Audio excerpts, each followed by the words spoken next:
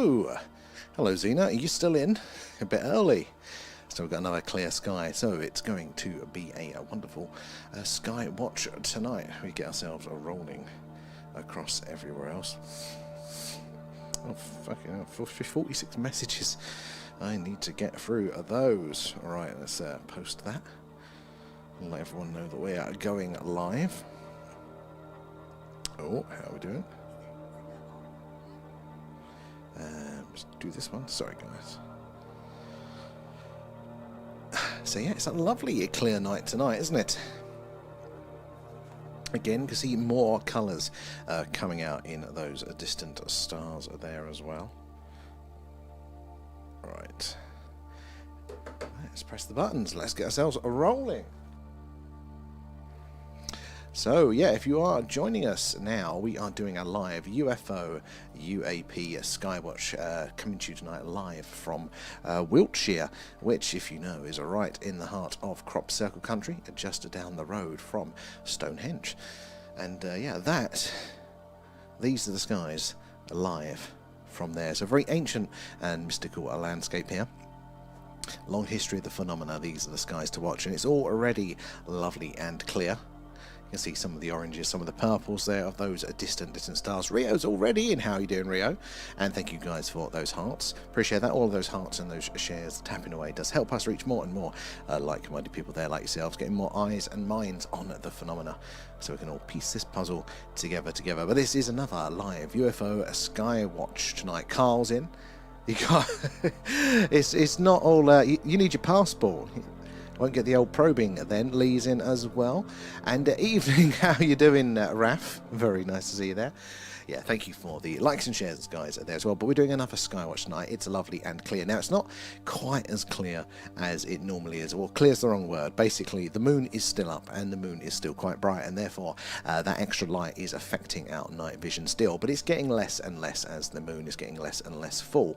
I said, and because of that, we're seeing more and more colour again. But this is what it normally looks like there. So there's so many more fainter stars in between the brighter ones that we are still missing out on tonight. But it doesn't really matter too much. It looks much prettier, but it doesn't matter massively because it's the things in our atmosphere and in low Earth orbit there that are of real interest to us. And Marcus, hello, how are you doing there? Thank you for the heart. There is the grid fixed. The grid is not fixed over on TikTok, sadly. I've no idea. I've reinstalled the software and everything, and it pops up for a second and then it goes again. I'll have to figure out a different way of doing it, see if I can get an overlay somewhere else there. But the grid is over on those ones, if you want to see that and a bit more of the sky. The grid is still on that one. No issues there. How are you doing, Marcus? How is your week starting off? There's Zena's in again. You were in very early. There. And what do you say to the smartest star? I don't know. What do you say to the smartest star there, Zena? So yeah, we are doing a live UFO UAP Skywatch. It is stunning already. I don't know if I can get that one in shot for you guys over in the TikTok. Is it just off the screen for you guys there? Might be, I think. Yeah, oh no, you can't even see. Oh, how weird. But yeah, so there is a few beautiful colours here. This is the Orion constellation. That's his belt that we can see there. Don't know if you guys can see it everywhere else there. That is his sword. But look at the colours on some of them. Look at the constellations that we are getting there. Nice big bright orange one. That is Betelgeuse there. There is the star that they do think is going to be going supernova very, very soon. Hopefully within our lifetime there, that we might get to see that one. It'll be awesome to see there. Bobby, hello. How are you doing? Thank you, Bobby and Rio, there for the likes. That's tapping away and the shares, helping us reach more and more like-minded people there. You're the brightest. Did you get that joke in a Christmas cracker there, Zed? That's good. That is. So yeah, we are going to be looking out for the strange and anomalous in the night sky tonight. And I think we're still in the territory of the odd meteor shower there tonight. Is it the... oh god, what is it? I can never remember the names of these meteor showers, but we should still see a few shooting stars tonight, and they are absolutely stunning when we do see them. Was it last night or the night before? We got one perfectly aligned on the screen. It was just absolutely stunning. You see the tail, the burning up, and everything there. I love it there. You got so Rio, you've not had much luck with being ill, and that as well. Alan says you just got to go with it there, and he's the expert. But yeah, guys, if you are just joining us, do say hello. Let us know where you're watching from tonight. And how do you feel about the UFO, the alien phenomena there? We're totally open to people being skeptical, or maybe people being full on in with it there. Some people have some very interesting experiences themselves. We'd like to hear them all whilst we're waiting for the activity to kick off on a screen there. Good evening, Rachel, as well. B's in. How are you doing, B? Thank you for the heart. Appreciate that. All goes back in to the stream there. Oh, fella nice. Oh, no. Oh, that is going to be sore. Oh, yeah, that is the problem. Looks lovely, this weather, but it's very, very impractical there. And B? Nom nom nom, thanks, guys. Thank you for feeding Alan their first dinner for the night there for Alan. Get him to use his mind powers on your Rio there. Hopefully repair your butt. And if you are just joining us, do say hello. Let us know where you're watching from tonight. So we're coming to you live from Wiltshire in the UK, which is right in the heart of crop circle country and just down the road from Stonehenge. So a very ancient and mystical landscape here with a long history of the phenomena. I said these are the skies to be watching for the strange and anomalous, and we do tend to see something most of our Skywatch's streams there. So keep an eye out. We'll probably see something cool tonight. And if we spot anything, you let me know and we'll zoom in on the good stuff there. Bobby, what's your most amazing experience that you've seen? So, Bobby, that's a really good question. It comes up a reasonable amount, actually. And, you know, I had never had a UFO alien experience until doing the stream. And that was one of the big motivators for doing this, was to, like, I want to see something. I want to experience something. Is there something to all of these stories there as well? So is that, plus just want to look at the night sky, and then moving to the country where it was such a clear sky. But moving here, upon Googling my new home, this little village, I found out that there was a massive UFO, UAP incident here in the 60s and 70s. Like, it went on for 10 years. And I'm like, why the hell had I never heard about this one before? And it's called the Warminster Thing. There was everything. Lights, landings, craft in the sky, people talking to aliens, weird sounds, lost time, absolutely everything here. Went on for 10 years solid, which is pretty unique in the UFO world to have that intensity of interactions over that period of time. So, like, right, let's see if we can see if that's still going on. And we've seen some interesting movements in the night sky there that we don't think are, satellites, shooting stars, or anything like that. But it is hard to properly filter them out. But we've seen some there. Now, when we do our Skywatches on location, which, if the weather clears tomorrow, we will be doing again. We'll be trancing up one of the local hills, maybe even Clay Hill this time, where there's been a long history of those sightings in the 60s and 70s. We tend to, we take the kit up there and we do it from the night, from the top of those hills where it's very cold. But yeah, when we're up there, visually, it doesn't come out on camera very well, but I've seen some weird orby lights moving around, appear to be on top of the hill with us, and it really spooks me a little bit there. And, I wish I could see my ET visitor, and has been feeling really overwhelmed recently.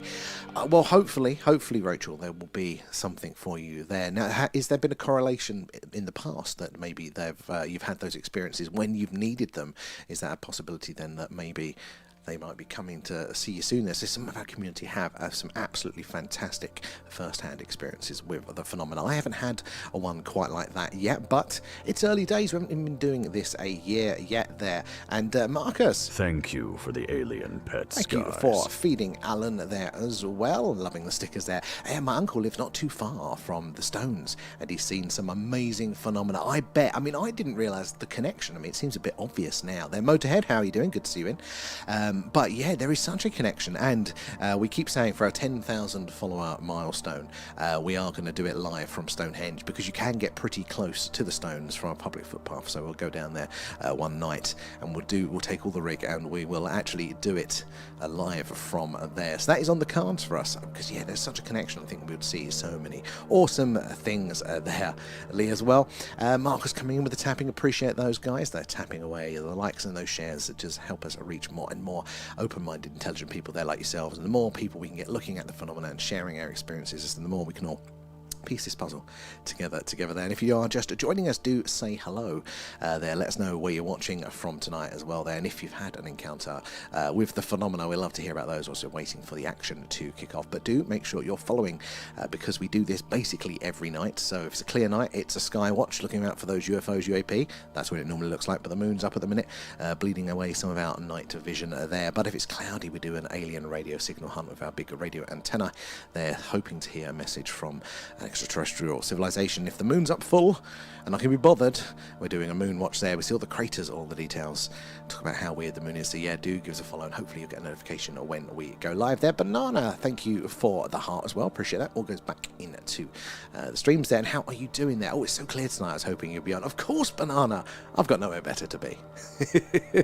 But I'll enjoy hanging out with you guys of an evening, even if it is a much cloudier sky there. And Simon as well, thank you for the heart, matey. Where are you joining us from there tonight? They're here but quiet as I'm eating supper. Fair enough, me.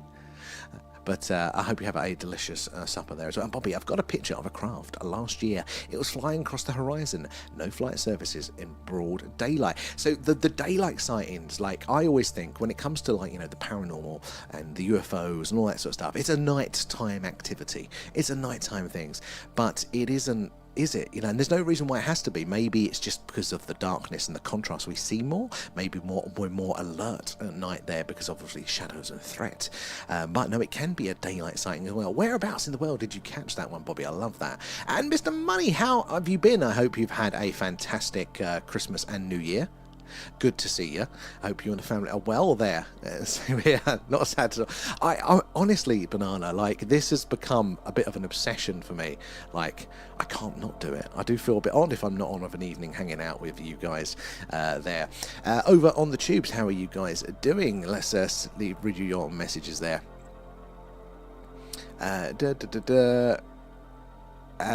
We all need to be careful. Trump could just come along and snatch us out of our beds. Well, he could, yeah. I mean, it's an interesting precedent to be set. Hope he goes for old Starman X there. And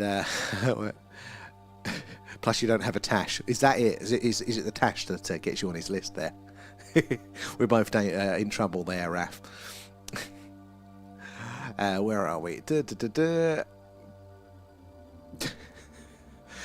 Oh, your conversations over on the tubes, it's always very, very interesting, guys. And if you want to join them over there, the chat's a little bit quieter, so you tend to get seen a little bit easier. But it's at the thing UFO on both of them. You get to see the horizontal view and a bit more of the night sky there. And it's also a good backup because TikTok is forever throwing us sulk and throwing us off every now and again. So over there you'll be able to catch us even if we're not here on the old TikToks.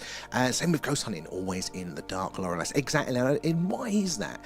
You know, like to straw man it, people could say, well, you know, you're seeing shadows and therefore there's more grey area. Our senses are not fully detailed, are they, as they are during the day. So maybe that's why we observe more. Or to steel man it there, you know, I said it could be that we are on more of an alert there. We're more, we're less accepting that our surroundings are maybe as they are, as safe as they are during the day because of that disadvantage. So maybe you know, the bright colours on a dark sky is going to be more obvious there. I mean, what do you think there? Is it a contrast thing? And Harko is in. How are you there? Okay, don't say that, but it's a very interesting turn of events there. I'm not keeping up with it. I don't watch the news too much. I hear the odd snippet, but I don't keep up these days. I haven't got the attention span. And I had a very exciting Christmas period, thank you. I trust your car. We're all good, and I'm glad you've had a good time there, Mr. Money, as well. It was a nice Christmas this year. I think I had the best Christmas I'd had in about 20 years. Actually got a chance to pause there. It was Coventry as well, so middle of the country. Love it there. Thank you for sharing that one, Bobby. And I wish somebody would come and snatch him there. Then Ayub as well. Evening all. Sorry, you're late to the party. It's okay, Ayub, but it's always good to see you in there. Exactly, I can see both sides. Although I do think ghost hunting in the dark adds to the experience. So it definitely does. It's much more atmospheric there, isn't it? Unpopular opinion here. But I find the entertainment side of ghost hunting, now I love it. Like, I'm a total sucker for it. I love to watch that sort of content there. But I think there's a real separation between investigation and entertainment. There is a crossover. But, like, when you get the ghost gadgets that are designed to be creepy, I feel like that leans a little bit too much into the entertainment. Not that you can't have fun with it, but I think, you know, like, whoa. You know, like the music boxes that purposely play creepy tunes, they're adding to that. It's one or t'other. Where are we? That's going to be an unpopular one there. Bobby, is it possible to send videos in DMs here? If so, I'll try and send you. I don't think you can in the DMs. That's caught me out a few times. But I think if you are posting it generally, you can tag us in at that, or drop me a message and I'll send you our email. I'd love to see those on that. TB is in. Good to see you there. Janie as well. Thank you for the heart. Appreciate all that. And guys, all the gifts, the subs, the patrons there, they do go back into the stream, and we do a deep dive every other week. So this Friday coming, we're going to be looking at the Condon report, not Condom, Condon report there from the 60s. Done for the US Air Force, one of those really early reports looking at the UFO, UAP phenomena. It's a very long one, so it's going to be over multiple parts, but the first part is going to be this Friday night coming over there on the Patreon. And it's free if you use the link at the top of our bio for a whole month, so you'll be able to catch 2 deep dives and watch the past ones back there, if that's your sort of thing. But I do love the deep dives, we really get into the meat of the subject there. I don't think it's necessary to ghost hunt in the dark. I mean, I don't think ghost hunt... I think you're right there, yeah, I don't think it's going to be necessary, but it does add to that atmosphere, makes it a little bit more like fun, but then also does it kind of then cloud it? I don't know. I feel very mixed on it there. Like, I enjoy that side of it, but is it the same? You know, like, do we have to be more strict with it? I don't know. There, how you doing, Janie? Is your week got off to a good start there? Coventry is an interesting place and definitely has a lot of disaster in the soil. Well, massively so there. You know, the hits there that it got during the war. Like, you know, they talk about trauma, don't they? And those sorts of events really laying into the fabric of a place, the energy there. So if anywhere's got it, I think Coventry of those recent years is going to be quite hard. But then OGV is in the house. How are you doing? Hope you're all refreshed and recharged. So Alan says hello there, and thank you for the hearts. Be prepared. 100% there, although I never am there. Phil's in. Good evening there, and I thought I had joined the wrong channel for a moment. Almost there. Awesome, Bobby. I'll check that one out after the stream. Looking forward to that. Thank you. And in fact, your camera is in reverse. Oh, is it ran the wrong way? No, what it is, it's actually, so to fit it all in on the screen, it's tilted like that. But that is actually, yeah, that is ran the right way. It's not reverse. It does. Oh, what you mean, my or this camera here, the me camera, because that is in reverse. Because I kept trying to point things out and getting it wrong. But if it's reversed, it lines up with my little view. That always threw me there. We used to go on paranormal investigations there. Like, I really want to start dabbling in it. I really do. It feels really fun. And it's also really interesting. But I think I'd just be so useless at it there, especially with that Scooby-Doo streak that I have there. I am indeed glad to be back. Well, we're very glad to have you back in, V. I think Ayup said it's been very quiet in the chat. Looking at something flashing. Oh, TB, good spotting. So, whereabouts? I'm trying to think of our positions now, because we do get, don't we, that stationary flashing. I think we saw it again last night. Now, what the hell is up there? Stationary for long enough that can be... Oh, I caught something up here. Stationary for long that can flash back to us multiple times there from the same spot, because everything should be moving, everything should be in motion. Oh, Blinky, 100%. Speaking of which, where's Kate tonight? But yeah, old Blinky, and what is it there? We shouldn't be seeing the old geostationary satellites. No, they're too far away, and they're not even in this part of the sky. So what are we seeing there? What is expending that energy to basically stay stationary? And oh, I'm only short a distance from you. I'm wondering if you can see it. I mean, so you mean physically? Okay. What part of the sky is it? So we've got a limited view because over the town that our night vision kind of goes, and my house is in the way. But we might be able to. If I try and tell us, oh no, you'd have to dox yourself to get the direction. I'll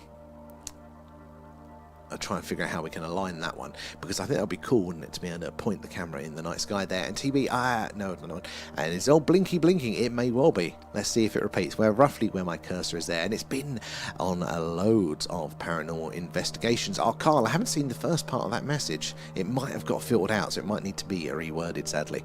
But I want to know what that was as well. It's great. Sorry, no, I read it wrong, Carl. There, it's great. It's been on loads of paranormal. Okay, so recommending them. I do love it there, but You know what my Scooby-Doo streak's like. You know what it's like. V as well, thank you for the gifts, appreciate those. Guys, if you are new here, if you're just joining us, we are doing a live UFO UAP Skywatch. Okay, these are the skies live over Wiltshire in the heart of Crop Circle Country and just down the road from Stonehenge. So as I said, a very ancient and mystical landscape here of a long history of the phenomena. These are the skies to watching. So do let us know if you spot anything and say hello in the chat. Let us know you're watching from tonight as well.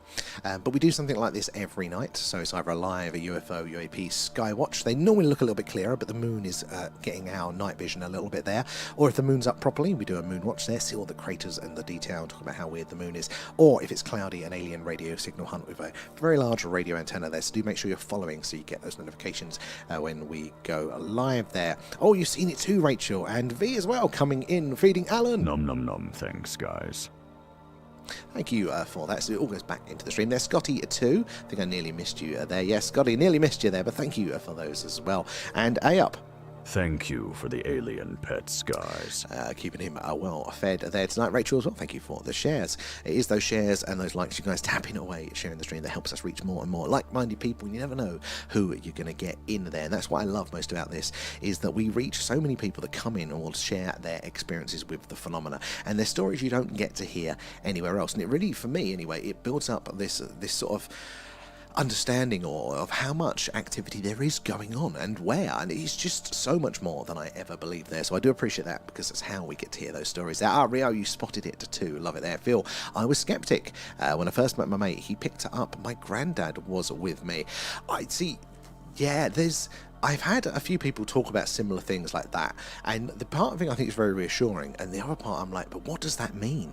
Like, it opens up so many possibilities, like to, because you'd like to think people move on and it's just a positive experience for them, but the idea that people might be hanging around, they might not enjoy it there and stuff. But was it a positive for you, Phil? Did you was that like a reassuring thing? Because I mean, personally, I'd love to have my grandfather still around a bit, although ironically, being a bit grim, he's technically about 2 foot away from me. If you can guess what that means there.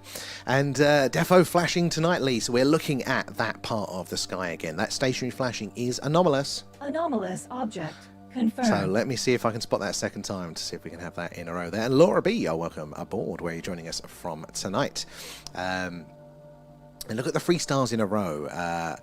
3 clicks down there. So, okay. So this is an area around there. So that is Orion's belt right there. Lots of UFO lore pointing in that direction. Scotty, I've only just joined the live. Have I missed anything? Not much, no. Just the beautiful night sky, but we haven't had any action yet.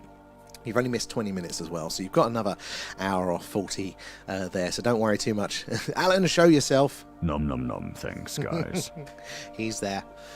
And you have 3 in a row on the left. It's in the direct line, but lower. Oh, okay, right.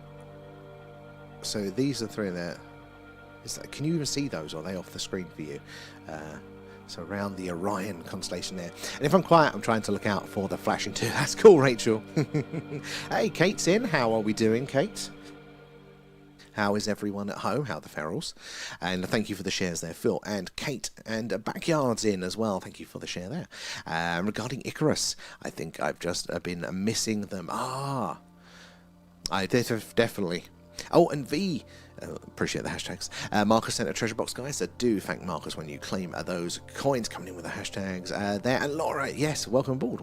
Phil, I'd never met my mate before. He said this to me. He's described his tattoos. Now that is an introduction there. You never know how that's going to be received there. But he's a mate now, so I'm assuming that's very well received there. Rachel, how comes it looks upside down? So I think the camera is done like that, so we can fit it on the screen there. The pyramids align with Orion's belt, the 3 stars.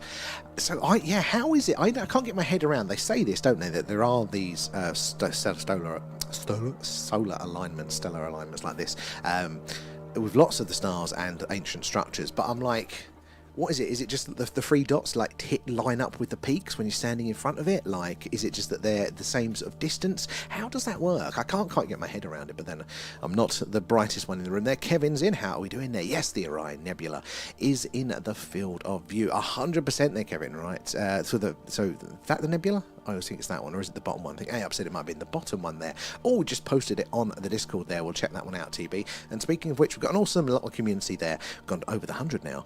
So the link at the top of our bio if you want to join that. But we've got lots of latest news and information on the phenomena. Free Outlets has got its own section there as well. But we do a really cool personal experiences section where you can post your first-hand accounts with the phenomena, images and videos too, or you can just read through the awesome ones that are there. But we do a monthly Alien Movie Club. We're still voting, I think, on what this month's movie is going to be, but you can jump on, you can vote, and then join us at the end of the month. We watch it separately, but all at the same time, and chat along in the Discord there, and it's normally pretty fun there. And I was worried you were being a bad Alan whilst I was away.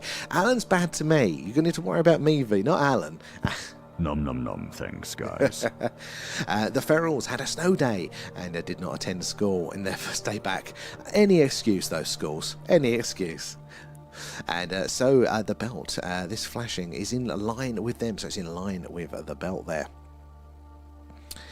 To the left there. Okay. So that part of the sky, I don't think I've seen one there before, so let's keep an eye out for that one. Is that a triangle-shaped backyard? Good question. Whereabouts on the screen? I can see some sort of triangle formations of some of the stars, but I'm not seeing... Oh, there's one there, maybe? Keep an eye out there as well. Pluto is in. How are you doing, Pluto? Loving stickers, V. And the peaks and the distance between them line up with the belt. That's the sort of thing that blows your mind, doesn't it? That they can do that. Because you've not got much room of play before that doesn't line up, and then you've got to move the whole pyramid like an inch to the left. That's quite phenomenal there. And Kevin, I would imagine it's at certain times of the year from specific viewpoints. That is, and yeah, especially if you've got limited days to actually line it up and check your measurements there. God, I can barely put up a shelf this level. Yeah, that would be insane there.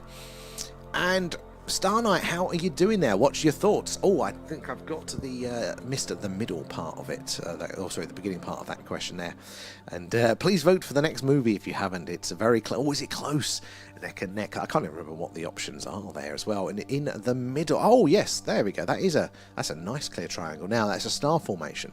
But some of these patterns are absolutely amazing. And to think this is all from our perspective there, that those stars are probably very far apart, thousands of light years distance. So it's literally just here from Earth. The alignment makes them look like the shapes that they are. It's crazy to think, isn't it?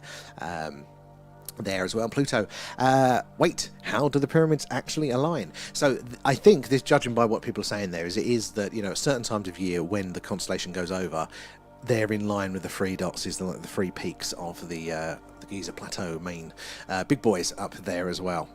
And TV, it's lower than the belt. It's halfway to the horizon. Okay. Oh, okay. But it's in line, so it's like somewhere around. Keep an eye out, because I think there's a couple of stars. It might be around these ones that we do normally see it. So it's in the sort of area. Very interesting. Keep an eye out. We'll see if we can zoom in if I catch it there. And my mate's a medium. My wife went with her mum for a reading, and he picked up my granddad when I walked in. I've been to one, not like a one-on-one one, but like one of those group ones, and it was really interesting because I didn't know where I stand. I've seen some mediums that you go, I think you're pulling my leg, and I've seen some that I go, how the hell did you know that? And it was quite interesting actually, the experience there. Like, it didn't solidify either way, but I'd definitely be up for doing that again. I mean, it didn't come around to me, but just seeing the other people in the crowd. Yes, must be on the solstice they align. Makes sense. And you've got to remember, the Earth wobbles a bit throughout the year. So the Earth does wobble, but it also wobbles over, what do they call it? It's a sort of axial precession there. It's essentially, it's like a spinning top, but like over thousands of years. And I think that's part of the, what do they call it? They think that's part of why we have ice ages and things like that there. That ever so slight adjustment there causes those massive environmental changes there. Laura as well, thank you for the heart. Appreciate that. And Brad, how are we doing? Good to see you in tonight. And now fighting with the TikTok chat there. And it is an open star cluster there. And there's lots of questions. Do they only align at midsummer, etc., because of the constellation movements there? And isn't it that it actually aligns where it was, or the Sphinx aligns with something, but it's not where it is now, but where it was thousands of years ago, because of that sort of axial precession there as well. And TB, Nom nom nom, thanks, thank guys. you for feeding Alan there. And I'll put what happened in the Discord. Phil, I love that one, appreciate that. And that's why I think the Discord, love to hear it here, but the Discord always works a little bit better because it doesn't then just disappear after the stream. People can always go back and read to it there. And it's Scotty, nice clear skies in Birmingham at the moment. Let's make the most of it. I think we are due for clouds tomorrow, guys, but if it is cloudy, we'll be doing something else. But if it's not cloudy, we're actually going to be on location. We're going to be going up with our friend Pete on top of one of the Iron Age hill forts here locally, and we're going to see what we can see out and about in person. We take all the gear, so it's the same experience, except for I'm cold there, so, and I think it's going to be very, very cold tomorrow, so partly hoping for cloudy skies, but that's going to be an interesting one there as well. And Bradley Walsh did a pyramid show. I saw a clip and it seems pretty good. I'll be watching it. You know what, I wouldn't have associated Bradley Walsh, if I'm thinking of the right guy, with it, but hey, up for it. And Loris, is that similar to the ley line theory? Ooh, maybe. I don't know. That is a good one there. And your screen needs to go lower. God, I think that was a pixel flash there. Yeah, I don't think it will go any lower. Let's try.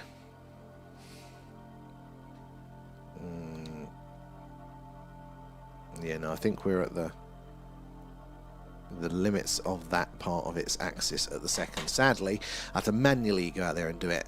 And Lee, it's the small triangle formation, same place as we've seen it before. Oh, I'm glad you remember it. Oh, to me, it always just looks like stars. I really struggle. I mean, Orion's belt, we can get that one, but the rest of it just looks like stars to me.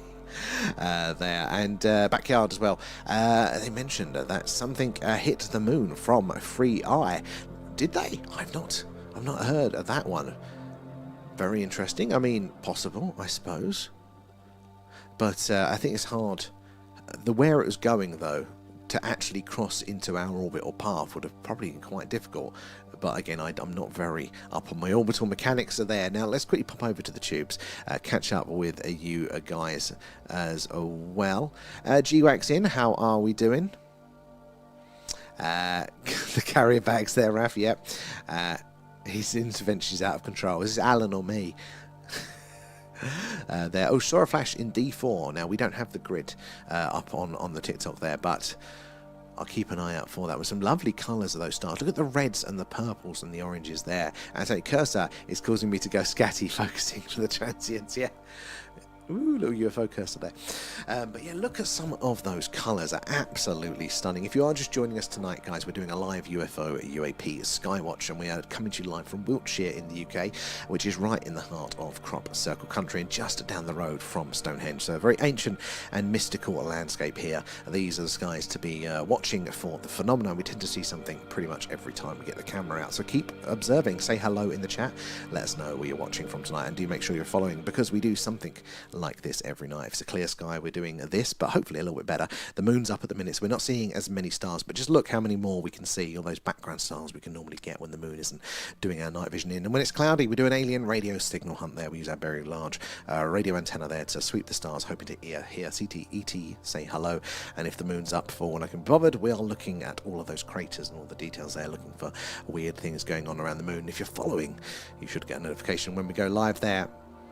And what are you using to view? So this is a Sony A7 digital camera there with, I can't remember what the lens spec is there, but that's what it is. And it's about 10 meters in front of me, connected by a very long HDMI lead there, and I can still see it outside TB. We'll need to get that. I'll have to check the thing there, see if we can figure out an alignment. And Loris, yeah, there's a lots of cold readers, but you know for a fact some mediums are genuine, because my mum's on one. Oh, totally. I think like with everything, like you get good mechanics and bad mechanics, don't you? You know, and just because there's bad mechanics doesn't mean that, you know, nobody's good with an engine, does it?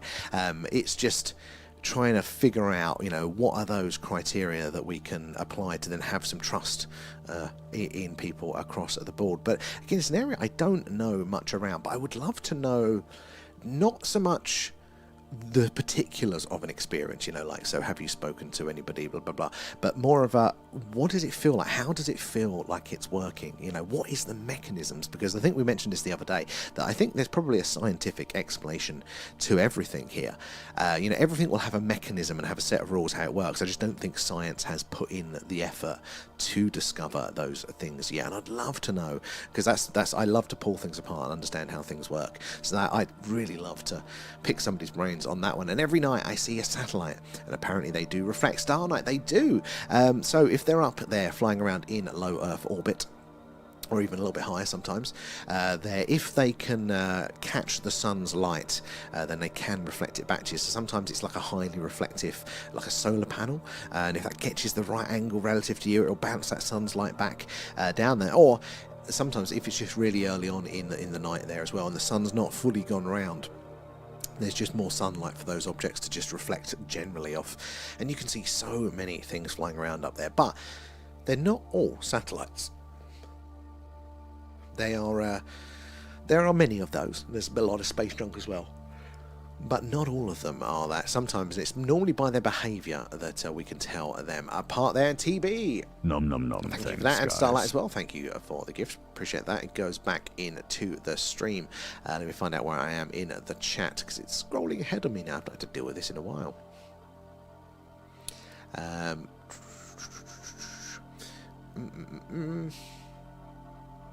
Oh, I used to go to them groups and got a reading once. She was 15. How do you, because you've got your own sort of skills in line with that.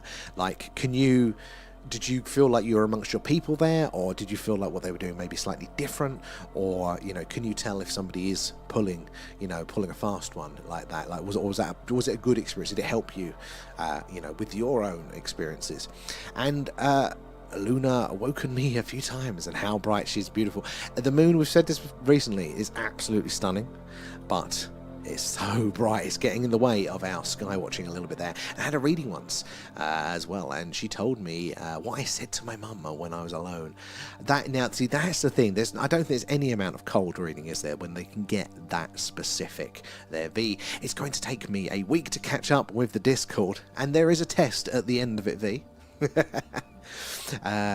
Told you, oh my god, Kate, in the Chapel of Rest there. Yeah, it's there is no way, no amount of cold reading is there to do that one. And Ian, you've spotted a flash. Now, I'm so far behind on the comments, it will take me at the time I realise it there, but I have got my other eye. I've got you there, and then there is the screen, so I am watching to see if I can spot it. I've got a slightly bigger screen, which is a little bit brighter, so hopefully I can help distinguish the ones which may be the twinkling. But out of the corner of my eye, I did see one a minute ago, which was just clearly not twinkling. It was clearly very bright there. So what is it that we're seeing? Because if we're not seeing all of the satellites flying around generally now, reflecting that light back to us because the sun's gone further around, what are we seeing? Where is it getting that light to reflect to it there? And I can sense and hear spirits, Carl. So, what does that actually feel like? Like, so hearing, is it as clear as day, and is it like a sound outside of your head, or is it like, when you hear words, your own internal voice there, is it like that? And the sensing as well, like, how does that feel? I've got no touch points personally for any of those experiences that I'm aware of anyway. And near the open star cluster, is that one, Rachel? There, Rio spotted the flash again there, TB. I'm in my shorts outside, and the flip stops. This flashing has not moved. Right, let me have a quick check to see if we can see those ones. Oh, don't pop up. Oh my god. Now Discord's trying to sell me something. No, I'm trying to read a message whilst I'm on stream, guys. Where are we? Oh god, I'm not up to date. Oh god, I need to catch up with the Discord there. Sorry, yeah, I missed those. Right, let's see. That's a lot of snow, Harko. That is a lot of snow. I can't see any other messages there. And Lee as well. Oh, red flash, or was it a 40p? Ah, good spotting. So we can get, in fact, there is a one that comes up there. That's a 40 pixel. And I think that one might be as well there. That's quite an intense red. But we're going to zoom in a minute on some of those stars there. And do you know Brian May from the band Queen is an astronomer? It's always interesting, isn't it, when you like somebody that's so top of their field in one particular area has like one of these real niche interests as well. It was a big bright white flash. Interesting there. So that, I mean, we've seen it before a few times. What can it be? What is reflecting back to there? Not meant to be any geostationary satellites there. So, and space junk moves much faster than these things here. So what is it there? And even at night I see satellites from north to south and then west to east. But they do go everywhere. North to south is a lot rarer though. It's a harder orbit to get in there. And I haven't seen anything on the moon being hit there. Oh, that was for that one. And the moon is absolutely stunning. I'd taken it a bit for granted at the minute there. Oh, Andover is -3. It's cold enough out at the minute, isn't it, mate? It is cold enough. So if I'm thinking you're going to be that way, I just saw a red flash there, but I think that's a dead pixel. For me, you're going to be that way, and that is where the town is. So if it is that way, then we probably wouldn't be able to get the camera on what you're observing there. And what's Sam? What's an alien's favourite brekkie? I have no idea. What is it there? Good spotting, G-Wack as well there. Have you seen any that appeared very high, slow-moving with erratic patterns? So, Kevin, that is the thing that we are really looking for. So during the summer, I said when we go on just after it gets dark there, and there is that light for our low Earth orbit satellites, things like that, to reflect back to us there. We see so much movement in the night sky. So how we filter out those explainable things like all of those satellites versus, you know, the UFOs, UAP, is by the movement there. Now we have seen, we've seen some strange movement, but we haven't seen that erratic zigzagging, the interstellar handbrake turn as we use it there, and that is the giveaway there, because there is nothing space junk satellite shooting stars that move like that. So if you see that, then you are 100% looking at UFOs there. And some changed direction there, starlight. Then very interesting there, because satellites wouldn't change direction, not that we can see it visibly, down here as well. And Josie, thank you for the heart, appreciate that. All goes back in there. Check out Discord from my phone video. I'll have a look. I did just check a second ago and I can't see it, so I'll have to do a deeper look there in a message in a minute there. Thank you for the roses there, Star Knight too. So it all goes back into the stream there, and so do the patrons. You can join us this Friday night at 11 PM UK time for our next deep dive on the Condon report there. It's going to be an interesting read through, and it's free if you use the link at the top of our bio for a month. And by the way, Happy New Year, and Happy New Year to you and any of our regulars that I have totally missed saying Happy New Year to there as well. Stephen's in. How are you doing, Stephen? And just go outside somewhere quiet and you'll be amazed at what you see. Honestly, I did not know, coming from a more urban area where we had so much light pollution, didn't really see much to hear, and you can just see it with your naked eye. Blows my mind away there. And like this one here, this is Betelgeuse. Doesn't look very orange at the minute, but it is orange to the human eye there on a clear night. You can see, oh look, there you go, boom, on cue it goes orange and then fades a bit. But yeah, that's the one they do think is going to go supernova at any point within our lifetimes there. The good and bad mechanics, yeah. And Phil, thank you for the share. And yeah, it's strange. There's so many every night. There are so many up there. Like in there, they're just the explainable ones, but there's still lots of unexplainable up there too. And I was skeptic of it, even though I spent the weekend seeing my nan's dead dog from when she was 18. I mean, and I think that's the thing. Like we just said, with the mechanics, there are good and bad mechanics. In the same way that because there are bad mechanics doesn't mean there's good mechanics. Well, just because there's good mechanics doesn't mean there's not bad either. You know, ignorance can go both ways. So I think it's healthy, isn't it, to, wait, somebody's got to prove it to you there. Not odd at all there, Kate. And I remember Hal Bop. That was amazing. Late 90s, and ever since I've seen so many. I don't remember the buzz. I think I remember being forced to have a look at it, but I don't remember what it looked like. But yeah, I don't remember, because now you hear about all of the weird cults and things that kind of came up around it at the time. I'm about 30 messages behind, guys, but I'm making sure I'm reading all of yours, so you have to bear with us a second. But I will get to all of you there, and do say hello in the chat, so I do want to hear from you all there as well. But make sure you are following, so you get those notifications when we go live there. And Starlight as well, thank you for the gifts. And however, did they they did tell me I'd be doing mediumship through pictures, and that's how I started. Okay, well maybe it's a degrees thing, maybe some are more effective, maybe they're right to a certain amount there. And it turned out to be a Facebook group who posted pics and read from them. I mean, isn't it funny how technology nowadays can help in all of these things? I mean, the amount of skills that I've learned just online, like the whole career I have now, is totally based on YouTube videos and fumbling through badly. That would have cost me 30 grand at a university before. And Pluto as well. Can you just adjust the contrast real time? Yeah, if you want to sharpen it up. So I can manually go outside and change some bits. I've got a little bit of contrast settings on the inside, but it very quickly, because it's so dark and it's letting light very quickly, the quality goes there. How are you doing, Josie and Brad? For me, it's a feeling like when someone walks in the room behind you and you just know who it is. Now again, they've tested that sensation, the knowing somebody's looking at you or knowing somebody's presence and stuff. And again, it's this how do you describe it there isn't a scientific known mechanism, but it is observed and it is measurable, the effects of it there, and how does it work. So maybe there's more going on. Maybe it's an extension of that, wherever that's coming from there. And so 18 odd years later, the group medium was indeed sort of correct, and I wouldn't class myself as a medium though, just intuitive and sensitive. I mean, to degrees of success there, and found the story about the impact observed on the moon and posted on this. Oh, thank you, A-Up. What was the gist of it there? And is it something we can sort of... That's very interesting. Because, I mean, look, if old, 3i has deposited something on our moon, that makes, for the first time, interstellar material accessible to us. In theory, we could go get that and have a look. That could be very, very useful there.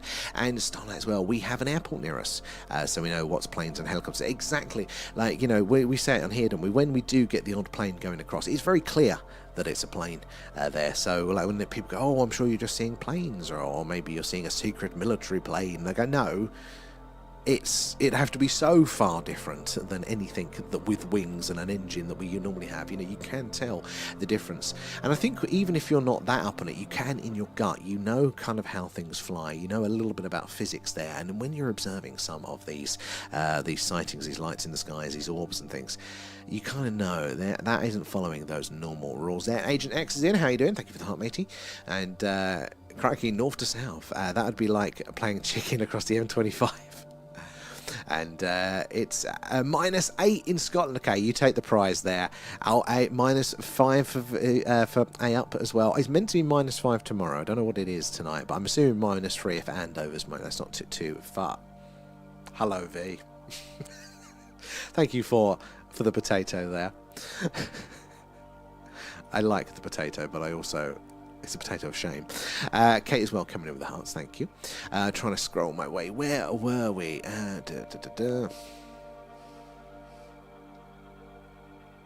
Where are we? Starlight, it's every night I see this there. So that would imply it's something in orbit then. It's on that regular pattern. But it doesn't mean it's not alien if it's just in orbit there. How are we doing, Tank? Good to see you. How have you been? Craig as well. What's the top right? Stars are changing from red to blue. I mean, so so for top right for you, I mean, so up there, yeah, some of these are absolutely stunning, like these, but our atmosphere is playing a part of that. All those different gases in our atmosphere, the light is coming through that, and it can, if it's thicker versus not, it can mess around with that. But let's zoom in on this little cluster over here. Zoom mode activated. Quickly, see if we can get that in shot. It's behind me, but if I can get it in shot for you guys. But look at some of the colours here. Look at the ranges, the reds, the purples, the blue. They kind of twinkle in and out there. Absolutely stunning, isn't it? You didn't realise how colourful it was. We've all seen those cool images of space, but to realise that it's just up there, just with the eyes. So it's a brilliant one, Craig, there as well. And Kevin saw them twice, multiple objects over 2 nights, and never saw them again, even though I do astrophotography now. So you've spent now doing astrophotography a lot of time looking at the sky, getting familiar with those prosaic, those explainable things there, but yet still... you cannot explain it there. So that just adds weight to it, I think. Rio, my heating has been on all day. Mine's been on solid for a month now, and oh my god. That's not a good one. Not looking forward to that next bill going through. And but I got a video somewhere of an intermittent flashing going north to south this summer. The trunk follows when I wiggle. I like that. Thank you, V. The old the tubers are not going to understand at all what we're doing there, because that animation doesn't come through to them. They're sitting there in wonder. And it can't as well. When I hear, it's very clear, and when I sense them, I can see where they are going and what they want. So, like, can you visually see it there, or is it like you just know they're over there, or is it like, yeah, how is that? Because, yeah, like I'd love to understand that a bit more. They're just assumed it was a satellite, but it could well be. There are lots of satellites up there, but there are certain things that satellites just can't do. And also, if there is something in orbit, it doesn't necessarily mean it's not alien. Just statistically, there are a hell of a lot more man-made satellites if it's a space junk up there. But there are lots of things in our Earth's orbit that we don't know where they come from or what they are. And what would we do to a planet that we know has life? If we could, we'd send a probe there. In fact, we are talking about sending probes over those vast distances to monitor a potential habitable world. So you'd leave a probe in orbit to monitor. So they could well be there. A new year, back to reality, yeah, back to work as well. Kevin as well, thank you for the follow, matey. Appreciate that. Where you're joining us from tonight. I'm going to be taking my kids to live on another planet of peace. Well, I don't think violence is a strictly Earth thing. I think that's what we tell ourselves. I think that's a cultural thing. But I think violence. Just look at nature. Just look at like natural movement. Like a supernova is not calm. So I wouldn't know if it would guarantee everywhere. But it'd be nice to think that maybe you could get so civilized as a species that you resolve those things. Which is definitely possible there, and forced to look at it. It sounds like as a young and Halley's Comet, yeah. I think, yeah, that's I have memories of that. There was, the eclipses as well. Go on, you'll want this when you're older. Now I am older. Damn, I wish I could have paid more attention there. I suppose mediumship is less a form of telepathy, really. It may well be, mightn't it? I mean, this is the thing. Until we can start like locking some of the details down, and when we know there's something going on, it's definitely been measured. But it's getting it to the next point, isn't it, there, to understand it there. And the colours are nice tonight on them stars. It's been a while, hasn't it, Kate? We had a long run of cloudy nights where we weren't getting any... weren't really getting a chance to see any sky there. And now the moon's going in, we're getting to see some of those colours there. Turn up your brightness on your devices. That's a good point. I can tweak it up a bit, but then it does just wash out very quickly from this point. And the colours of the stars, they are honestly... amazing. And there is a leaked video of the dark side of the moon. I've heard about this as well, and there's lots of images of the dark side of the moon as well now. I mean, it is a lot that we have got. Many countries have got orbiters that are going around the moon now, so it's getting more and more common. We don't know the full, or definitely not as much as we can see on this side, but there is more going on there. Oh, not Free Eye, as the Geminids are. Okay. So it wasn't the Free Eye that impacted the moon there. And the moon rang like a bell. It did. The moon is a very, very weird. There, it is meant to be made of the same stuff as us and are here on our Earth, but it's about 23% as dense, almost as if that is maybe hollowed out, and that might explain why all the soft powdery stuff is on the surface, which is very odd for an orbital body there. It's meant to be soft on the inside and hard on the outside. In and out, Agent X, that's no worries. It's just good to see you there. Potato. Yeah, God knows what they think over on the tubes. Speaking of which, guys, if you want to see a little bit more of the screen on the horizontal view there at the thing UFO, we'll find us over there as well. The grid up too. Mark is in. How are you doing? Am I still 30 messages behind? This is crazy. There's only 23 of you in, and I'm 30 messages behind. I love it. -3 Nottingham. The kids wants me to move to lower ground. Yeah. As long as it's warmer. Star Night as well, thank you for the gifts there. And together, exactly V there. And Laura, is there a potato head in Toy Story? Or have I just made that up? Don't tell me that's going to be one of those Mandela effects, because I remember Mr. Potato Head. And the problem is like it's a freshly shaved head today, so you know I look at the animation and go, haha, look at that's funny, and then the animation disappears, and I'm left with my real face, which looks surprisingly similar to the potato anyway, which is a rather rather deflating. And quite a few from Nottingham. Must be lots of UFO activity in Nottingham there, raising the interest up. You see, the North Star is so bright, and I'm making the most of a buffer on your fuel bill. Definitely, that's getting close to the monthly these rates. Well, and no on the tubes. You just shook your head and made a funny sound. Yeah, sorry, tubers. It's -6 in Yorkshire.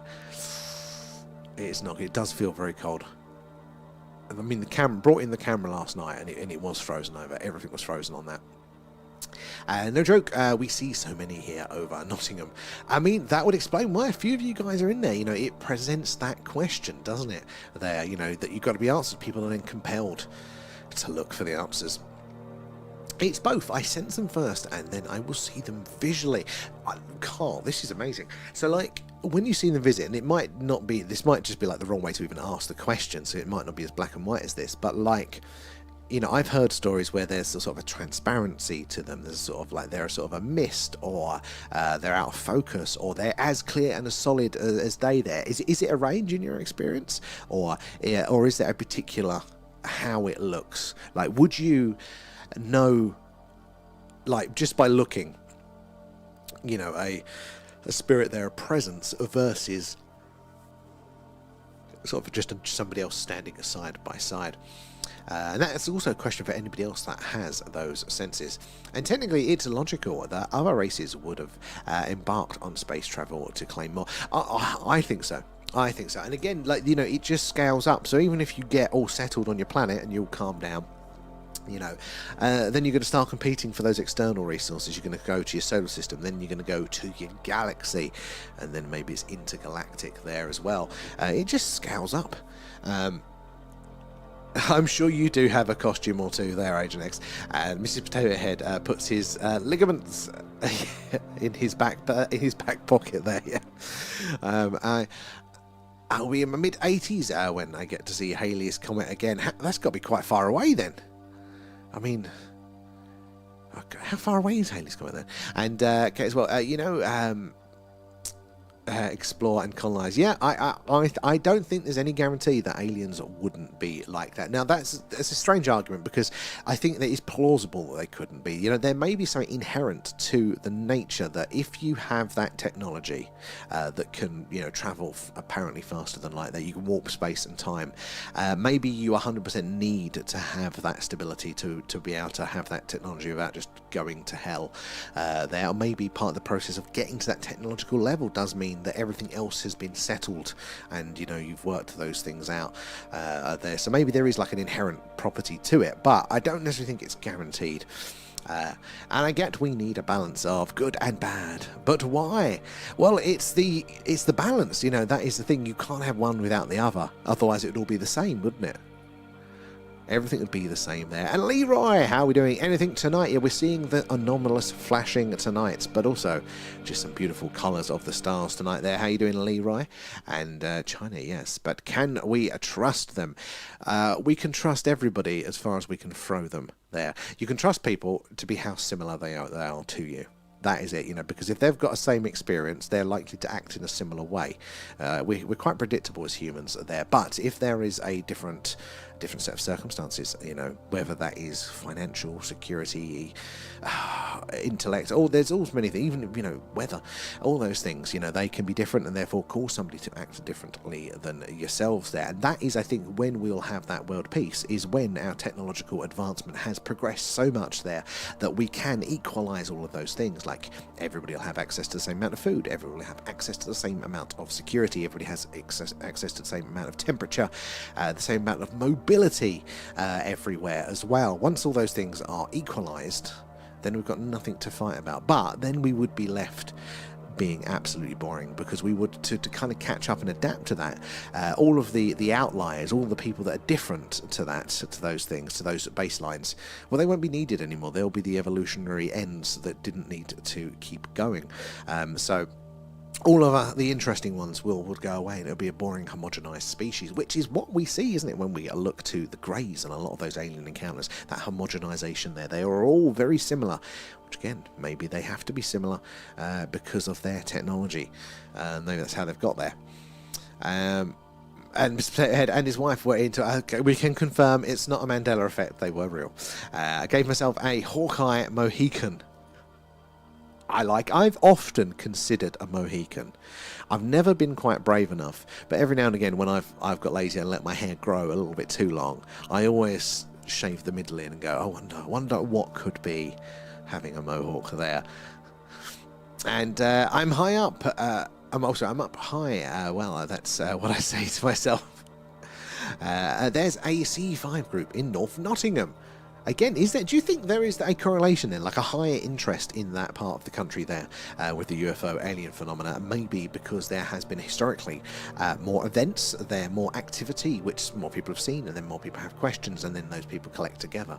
You know, maybe that was the seed. It's not like that for me, and I don't see spectres. Okay, and it's a range, and they can appear as a mist, but this can be if they want to remain hidden there. I do wonder as well, like from their point of view. Hold on, let me clean my screen here. I do wonder from their point of view, like, how do they function in that world? How do they learn those rules of it? What does it feel like for them to try and communicate? We often think that maybe a spirit might need a lot of energy to try and, make a noise or interact with our plane whilst on theirs, and maybe that is part of it, but like, how do they figure that out? How is that for them? Is it like a dreamlike state? Or is it as it is for us? It's just in a different part of the world, I think Halley's Comet comes by every 75 years. So, when was it? When was it? The 80s it came around last? God, I don't know there. As awesome 90s it was. God, I'm so far behind the chat, but we're catching up. I'm feeling mischievous. When are we not here on this stream there? I've seen 3 satellites fly by. So Star Night, this thing, I haven't seen any since... It's got to be October now, hasn't it? Or maybe even September now, like that we're getting on that late. So I'm not seeing any satellite movement at all. So where are those ones, if you are seeing it that late, where are they getting the light from there? Because they don't emit a light to themselves, do they? Where are they getting that light from to reflect back at us? They're loving the stickers, guys. Appreciate that, and appreciate all of your tapping away and sharing there. So it's how we reach more and more like-minded people there like yourselves, getting more eyes and minds on the phenomena there, so we can all piece this puzzle together there. And it's quite possibly why more interested folk attracts them, or maybe we just look up more. Yeah, which way round is it? Do we look up more because we expect to see something there, or do we see something there because we look up more? But this is the thing, you don't look at, you don't see there. If you're not aware of it as a possibility, and I heard a beautiful way of putting this earlier today, and I can't even start with a quote of it, but we've said similar things before when we talk about human psychology and us not seeing what is objectively really there, and we talk about why kids, don't, why they could potentially see more, that's see more of these events. And we say, well, once we've got these structures in place, you'll default to that structure as an explanation rather than being open to more varied possibility. And again, it was something along the lines of, once you've met a magpie, you've now met all magpies, and then you have this image of a magpie in your head, and even though you're meeting other magpies out on the street and around there, you're not paying attention to the individual there. You don't know that one's got scruffier feathers, that one's misfed, that one is one you've seen before, because in your head you go, magpie, I don't need to look anymore. I know it's a magpie. I know it's not a threat. I know it's not really a benefit. That sort of thing there. And I think that's probably why kids see a lot more there, because they're so open. They're taking in, learning all about the world, and they haven't collapsed all these things down to known structures, and these known structures aren't necessarily always true. They're efficiencies which the brain needs, but it's a room for improvement. I've said before that there's probably, if you polled it, I reckon there would be a disproportionate number of plumbers that are skeptical to the paranormal there, because they understand how pipes work, how houses creak and stuff. I think plumbers will report ghosts and bumps in the night less because they have that as an explanation to go to, whether it is the pipes or whether it is the ghosties. I feel like there would, if you measured it, there would be a correlation to that. And but there is certain entities that can be just shadows, and there's lots of different ways they appear. So I suppose, yeah, it's a much more complicated answer. I'd love to see it like under full control, though, so I could tell it to stop. I'd like to just experience it once there as well. And Marcus, hello. Thank you for the alien Again pet, for feeding Skies. Alan tonight. And when they want to get my attention, I see shadows, and I have to tune in to get the rest. Oh, so it's like a little... They kind of go that extra mile to then kind of go, look, turn the radio on, have a listen to us. There is no sun for it to be reflected on the sand. Exactly, up. So at this time of night, when we do rarely see it there, or if you're out in your garden right now and you're looking up and you're seeing those satellites moving, well, where's it getting the sun? It can't be the sun. It can't be that sun's reflected light now, because the sun is too far around. So maybe it is emitting light, whatever these objects is that's allowing us to see them. And seeing them all the time outside and when laying in a bed there, I mean, yeah, the later on it gets, the less likelihood that it is a satellite, because it's going to have to be emitting light. And imagine the spirit is a battery, and that will lose power when you use it once, and it needs recharging. How do they recharge? Because like us as humans, we eat food, or we break that down, we turn that into energy like that, don't we? How do the spirits recharge? And what magpie? I have them in my garden and I feed them. Exactly. Which one? It's the concept of all magpies. Lee, are you doing anything for the eclipse on the 17th of Feb? I only just found out about the eclipse, but probably is the answer to that. If it's clear, it's a lunar eclipse, isn't it? If it all lines right, then we'll be pointing a camera at it. If it's clear and it aligns right. It is damn cold outside there, but you are in flip-flops there, TB. It's a little nudge. Open your ears there. The uninvited ones, tell them to go have the rules there. Oh, Night Xena, sorry, I've been neglecting you guys over here. Let's have a look on the tubes now. I've got up there. You and See the Skies have the best moon shots there. Well, there are honestly, the moon we've had lately has been cracking there, but it's so bright, it's still affecting our night vision there. And going to see a Reiki next week. So, Xena, I mean, if you're probably not still on for that one, but a friend of a friend is a Reiki healer, and again, it's one of those things I knew absolutely nothing about there, and until I understand it, I don't know. I put it in that question mark, but I don't know category, so I'm probably not going to pay much attention there. So I was pretty, not skeptical, but I was like, I don't even know how this could work, because you're not even bloody touching us there. And they did this thing, their Reiki healing, and oh my God, I came away from that so physically drained. Like, I don't know what it was, because I wasn't expecting anything to happen at all. I wasn't humouring, but I wasn't exactly on board with it. But and it wasn't necessarily a positive thing. And they do say that this can happen sometimes. But I just came away so intensely drained from that. It was crazy. So I haven't done it since then. Again, there no ghosts in the house. 100% V. And we need like a live, life, love, laugh, whatever it is sign, but of that, no ghost in the house there. If you're out tomorrow, wrap up more. I'm looking, going, have I got enough warm clothes for tomorrow? I'm partly hoping it's going to be cloudy for that one there. You're skeptical too, there, Kate. I mean, all I can say is that there was some effect there. Whether it was psychosomatic, I don't know there. And Laura said, I really want to try Reiki this year, and I've had acupuncture, and apparently it can feel similar. It's very interesting. Lots of stuff in the old Chinese, but I mean, going back a few years, I don't know, 5 or 10 years, I was much more close-minded. Anything woo-woo, I was not. I would scoff at there. So I have to admit that one. And I am converted, guys. I have seen the light. I'm no longer as ignorant, but probably still quite ignorant. But yeah, I wouldn't have at all. And now you're like, what else is possible? Right, you do it, do you? Multi-skilled there. App, you've got to remind me. I need to let you know of this app that I think will be right up your street there. And TB, you up for an eclipse party? Come down for Wiltshire. We do want to do something, actually. I don't know if February will align, but we do actually want to do like a little meet-up. We've got a few people that are local and a few people that would want to come down. I think the idea was we want to get a bit more confident in doing like the on-location stuff, you know, to make sure it all works and stuff. And we're getting to that point now, so I think we can actually start to look to do something, I think, like that there. So maybe. And I suppose it's about choosing the right practitioner. Again, good mechanics, bad mechanics, isn't it? I suppose.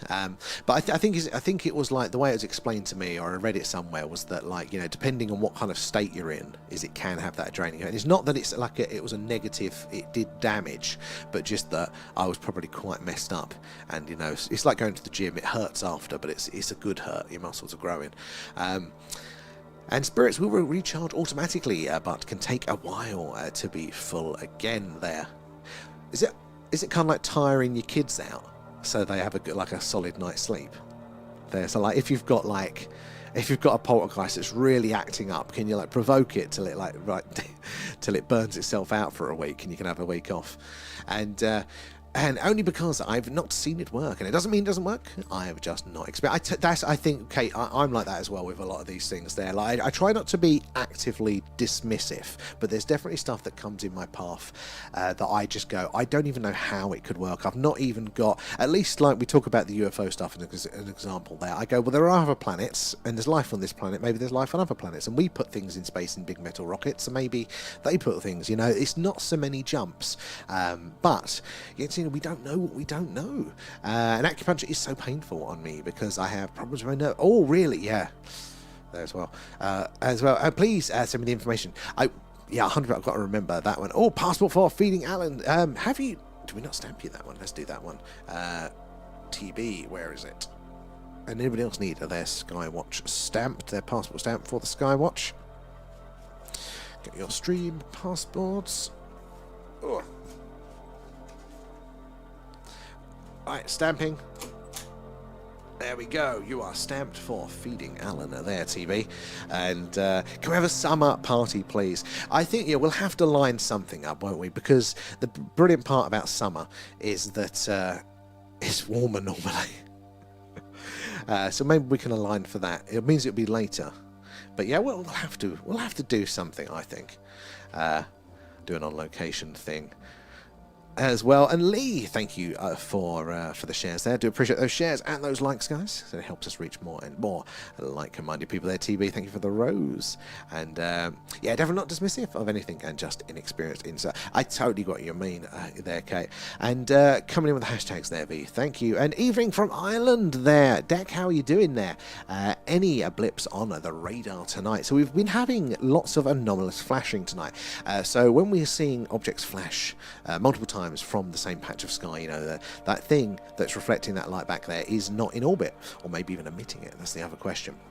It's not in motion, sorry, and everything up there should be. So that's anomalous in itself. But generally, the flashes that we get there, the reason that the explainable satellites flash is because, you know, they are rotating, or their solar panel is just catching the sun at the right angle to bounce that light back to us, and it appears as a flash. But where we are so late in the night now, the sun is fully round. How on earth is it getting any of that light back to us there? So does it leave us with that there are maybe objects up there that are emitting their own light, that are literally flashing back to us there? Because there is a fear, isn't there, that the potential part of the propulsion system for these potential UFOs could involuntarily ionize the atmosphere around them, and you know, that would mean that they glow when they move. So maybe it is a bit of a signal there. Excuse me, it's catching me out there. I'm the same. I have to make my own mind up on things. I'm open-minded and skeptical. Laura's 100%. Like, you know, like I have to make up my mind. I have to figure it out for myself. Even if somebody can tell me and save me a lot of time, it doesn't go in. It just does not go in the brain. There, so I have to muddle my own way through and make my own mistakes and learn things that way. I just can't, otherwise can't trust other people and things. And TV as well. But it's not dark in the summer until after the pubs close. That is true. But it does mean we'll see lots of satellites and cool things like that, and it might be a little bit warmer. It doesn't have to be that late in the summer. There, Cosmic isn't. No, I don't think Agent X, unless he's having a quiet one tonight. There, and Starlight High from the UK. And where are we there? See, I have a friend who gets told everything by Spirit, and she has that thing where she can pull up a mental picture. Awesome. So, and is the information that they get, do they get it all the time, and that it's very accurate there? Like, has it aided them in their day-to-day? Or is it still reserved for that important events as well? And whereas they show and tell me in my mind's eye rather than in the physical. Oh, so the physical, yeah. Most accurate reading we've ever met. Was it? Do you think that's like a? Was it just natural, or was there an element of practice and developing that skill over time?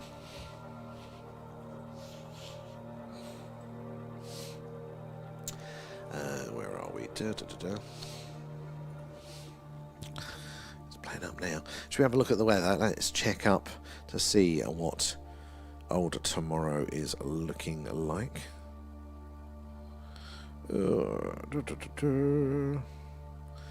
Is it looking like a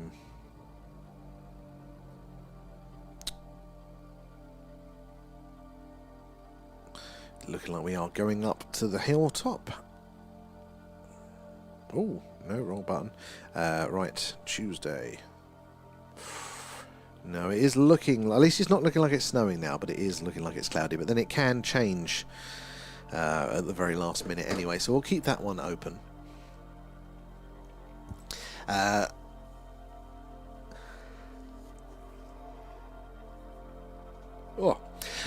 Sorry there. I bought her a pack of tarot cards and she's raced past my development. There's always got friends that like that one. And Andrea, hello, and Otis, thank you for the heart there. Your passport was posted today, so fingers crossed it should be with you tomorrow. And TB, maybe induced to flashing and spinning summer party. The flashes. There's flashes out on that hill. And that's all it took to open the door for her. What? So she's just naturally good at it there. And good evening there. Need tarot and runes. Read tarot news for 10 years. Do you still do it there? How did you get on with it? Oh, it's really caught up me now. Look, I'm yawning left, right and centre. Sorry, guys. I'm going to set you all off there. Very natural talent. Those gits. Those naturally talented so-and-sos.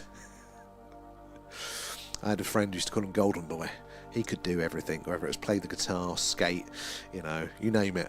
Nothing was hard there. I do, but I don't sleep. That's the problem. I logged off last night.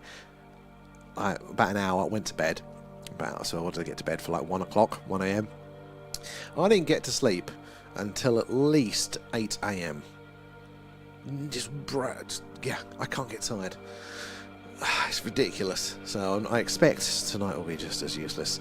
Tarot once or twice a month, and I do runes and numerology too. There. And what do they all have individual uses? You know, like a tool for every situation, rather than one tool for everything, or is one better than t'other of it there? I'm back from training tomorrow, and I'll bring you hot chocolate on the hilltop. God, excuse me. Well, I think we'll need it. Yeah, appreciate that. Well, yeah, if it's not raining, we'll probably be up on one of them. But it is yeah. We went up there for New Year's Eve, and it was icy. Like, yeah, wind. There's no trees up there for any sort of like shelter, so it really does. It really does cut through up there. Yeah, that's exactly it, Laura. That is exactly it, yeah. Well, although sometimes it's not even that it's thinking consciously, it's just that I get bored, and then I end up thinking about it. No, we're not thinking about, like, but not even necessarily bad things. It's, oh, maybe I could do this, maybe that, although I have got into an awful habit of, when I do get to that state of dozy, both coming into sleep and out of sleep, I'm reading the chat in my comments. I'm struggling to keep up with the chat, because during the summer it happened so much. There's so many people in there, and like actually in that sleep state, I was trying to like read the chat in my mind. It's probably doing it a little bit too much for that to happen there. Oh, it's a nightmare, isn't it? And oh, of course, Andrea, we are all open for that one there. Yeah, I'm going to set you guys off. I said, we used to do this, didn't we? It's like 2 a.m. in the summer. And now it's not even midnight and I'm yawning away there. And I've always had my intuition, and I can see and hear everything directly. So we work very well together there. It makes sense. And, you know, again, people having different strengths, I suppose, with there. And don't let your golden retriever on your bed to sleep. I have a super king, and he's taken most of it. It does sound quite cute, though. He can't be that bad. I was snoring. Oh, no, I can't do snoring. I can't do snoring. Because I can't sleep anyway. Anything slight, whether it's temperature changes, you know, snoring or heavy breathing, no chance there. Light, yeah, it's too much. I feel bored trying to. Yeah, on Laura's, honestly the same. It's like, no, I need to be dozing, I need to be settling down. But I don't know how people do it. I don't know what button you press. People go, put a book on, try meditating, whatever it might be, and I don't know what it is, but I'm too highly wound for that. Like, that stuff just doesn't touch the sides. I need like extra strength, something or other there. But saying that, I've tried all the meds and they don't work as well there. Lewis says, there you go, so thank you for sleep medication. I've never found any that work as well there. I have a Monster. I'll be asleep soon. Monster was the only energy drink that did kind of work, like when I was younger, and I used to live off of those things there. All of the Red Bulls, what all the others are. I'm just going to put the camera up so there's a really bright star coming into shot. Yeah, all those other ones, I'm trying to point the camera up. Just not having anything. Oh, there we go. Yeah, they never work, but the original Monsters, they would. Well, there we go. Is that in shot a bit for you now? A little bit more? No. Yeah, they would kind of... I'd kind of notice something from it. So, this one, guys. Look how big and bright that one is. And is it 2? It looks like it's got the shape of a double there. These little dipping, it makes it look like it might be 2 stars. Very close to each other there. How you doing, tubers? You're a bit quiet.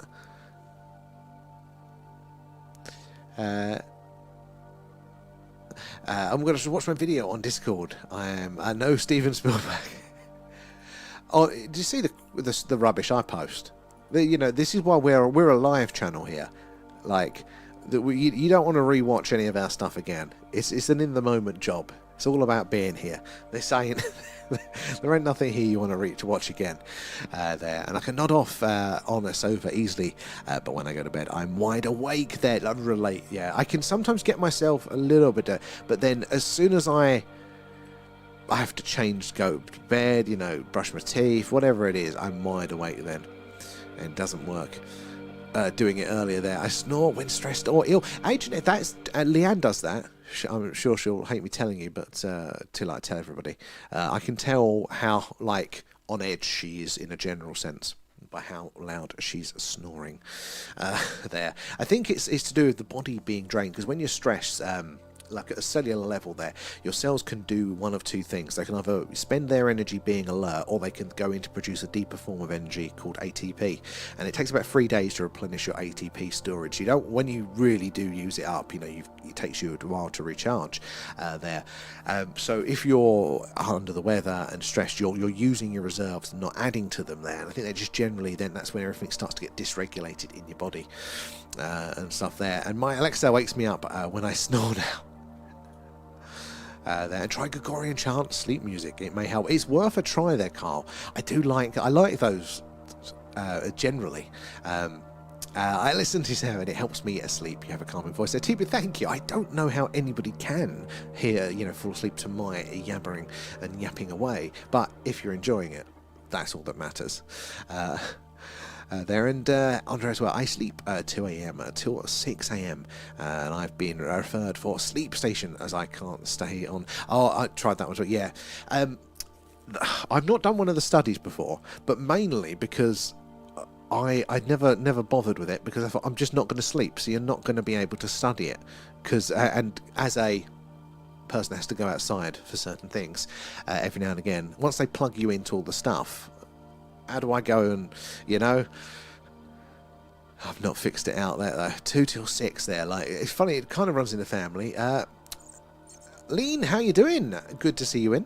We're doing an UFO, UAP Skywatch tonight. How are you? We're just going off a bit of topic. We're on to insomnia now.